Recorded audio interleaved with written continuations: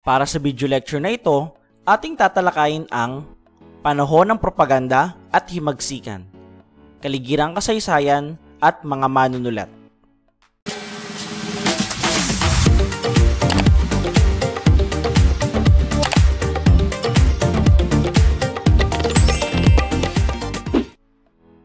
Ang panitikan ay mahalagang sangkap sa kasaysayan ng ating bansa. Ito ang nagsisilbing salamin ng mga tunay na pangyayari, nagsisilbi rin itong larawan ng mga karanasan at damdamin na siyang nagpapalalim sa kaalaman at pag-unawa sa konteksto ng panahon. Sa pamamagitan ng pag-aaral ng panitikan, natututuhan ang pagpapahalaga sa sariling kultura, wika at kasaysayan. Ang pagsilang ng nasyonalismo, 1872 hanggang 1896. Panahon ng propaganda. Ang kilosang propaganda, ang kilosang ito ay binubuo ng mga intelektual sa gitnang uri na tulad ni Jose Rizal, Marcelo H. del Pilar, Graciano Lopez Haina, Antonio Luna, Mariano Ponce, Jose Maria Panganiban, Pedro Paterno at iba pa. Paghingi ng reforma o pagbabago gaya ng mga sumusunod ang layunin ng kilosang ito. Ang kanilang mga isinusulat at kilos ay naglalayong magbigay liwanag sa mga Pilipino tungkol sa kanilang kalagayan at ipaglaban ang kanilang karapatan sa pamamagitan ng mapayapang paraan. Ang kilosang ito ay nagkakaroon ng malaking impluwensya sa pagpapalaya ng Pilipinas mula sa kolonyalismo ng Espanya. May 5 layunin ang panahon ng propaganda. Ito ay: una, magkaroon ng pantay na pagtingin sa mga Pilipino at Kastila. Pangalawa, gawing lalawigan ng Espanya ang Pilipinas. Pangatlo, magkaroon ng kinatawan ang Cortes ng Espanya. Pang-apat, gawing Pilipino ang mga kura, paroko. At panlima, ibigay ang kalayaan sa pamamahayag, pananalita, pagtitipon at pagpapahayag ng regalo. Dumako naman tayo sa panahon ng himagsikan. Nabuo ang Katipunan o ang KKK na kataas-taasang kagalang-galangang katipunan ng mga anak ng bayan. Dito ay may 4 na layunin. Ito ay: una, makabuo ng matatag na alyansa. Pangalawa, lumaban sa pamamagitan ng revolusyon. Pangatlo, palayain ang bansa sa ilalim ng mananakop ng mga Espanyol. At pang-apat, magtatag ng isang republika matapos ang kasarinlan. Mga propagandista at mga akda. Una, Dr. Jose Rizal. Sagisag Panulat o pen name Laong Laan at Di Masalang.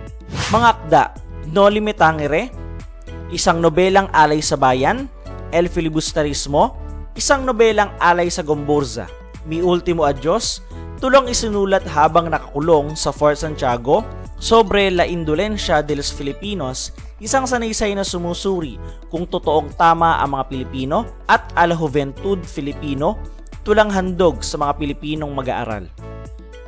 Si Dr. Jose Rizal ay isang pambansang bayani ng Pilipinas na kilala sa kanyang pagiging manunulat, doktor at makabagong lider. Isinilang siya noong Hunyo 19, 1861 sa Calamba, Laguna at namatay noong Disyembre 30, 1896 sa Bagong Bayan.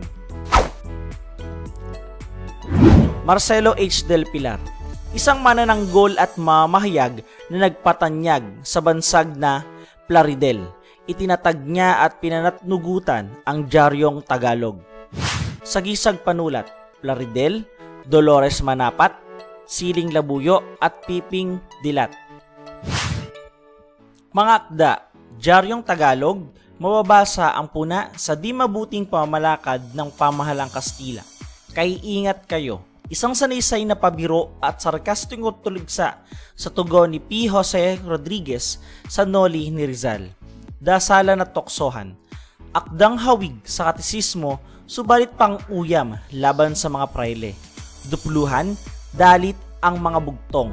Kalipunan ng maiksing tula at laman ay tungkol sa pang-aapi ng mga praile sa bansa. Graciano Lopez Haina, ipinagmamalaking anak ng Haro Iloilo, isa sa pinakadakilang henyo ng Pilipinas. Kinikilala bilang isang lider ng kilusang reformista, manunulat, periodista at orador at kilala sa prinsipe ng mga Pilipinong orator. Isa siyang kritiko ng pahayagang Kastila Los Dos Mundos. Sa kanyang mga sinulat, gumamit siya ng mga pananalitang nakahihikayat, maapoy, walang takot. Ang kanyang sagisag panulat ay Bolivar at Diego Laura. Ang mga akda ay Fray Botod, kathang satiriko na tinurigsa ang mga praile na masiba, ambisyoso at di moral ang pagkatao. Sa mga Pilipino, isang talumpating may layunin na mapabuti ang kalagayan ng mga Pilipino. Mga kahirapan sa Pilipinas, tinutukoy ang maling pamamalakad ng pamahalaan at maling sistema ng edukasyon. El Bandolerismo, pinagtatanggol niya na walang tulisan sa Pilipinas. Antonio Luna, isang parmasyotikong dinakip at ipinatapon ng Kastila sa Espanya. Sumanib siya sa kilusang propaganda at nag-ambag ng kanyang mga isinulat sa La Solidaridad. Ang paksa ng kanyang mga akda ay halos natutungkol sa kaugaliang Pilipino nang iba'y tumutuligsa sa pamamalakad ng Kastila. Ang kanyang sagisag panulat ay Taga-Ilog at mga akda ay Noche Buena, Se Divierten, La Tertulia Filipina, La Casa de Huespedes at Impresiones.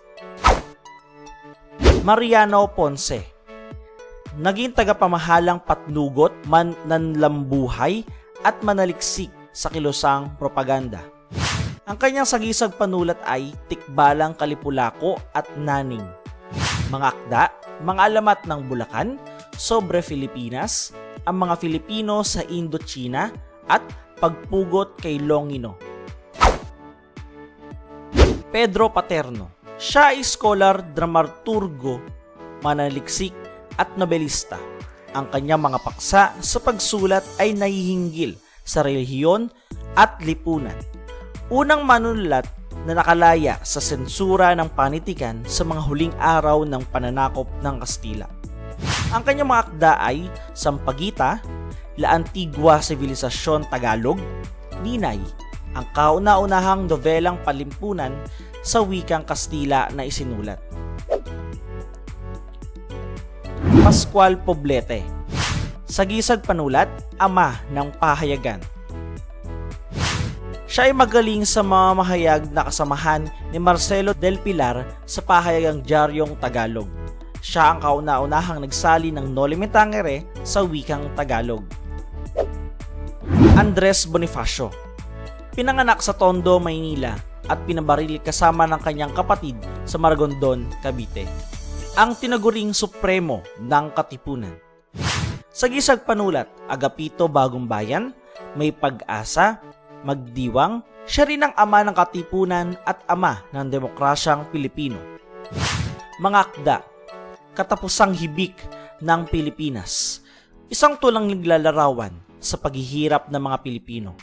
Pag-ibig sa tinubuang lupa, tulang himukin ang mga Pilipinong maging makabayan. Emilio Jacinto, kinikilalang utak ng Katipunan sapagkat tumayo siya bilang kanang kamay ni Andres Bonifacio. Ang kanyang sagisag panulat ay Dimas Ilaw at Pingkian. At siya rin ang utak ng Katipunan. Mga akda, Kartilya ng Katipunan, isang akdang naglatag ng mga batas at prinsipyo ng Katipunan. Liwanag at dilim, dito ay nilarawan ang kalagayan ng mga Pilipino sa kamay ng mga mananakop. Apolinario Mabini, isang kilalang lider at pilosopo. Siya ay kilala bilang utak ng himagsikan dahil sa kanyang katalinuhan at kakayahan sa pagbuo ng mga estratehiya para sa revolusyon. Sagisag panulat, Bini, siya rin ang dakilang lumpo dahil kahit may sakit na polio ay sumanib pa rin sa himagsikan. Mga akda, El Verdadero Decalogo, ang tunay na 10 utos. Dito binigyan diin ang mga katangiang dapat taglayin ng mga Pilipino upang makamit ang tunay na kalayaan at kasarinlan sa bayang Pilipino. Ito ay tungkol sa bayang Pilipinas.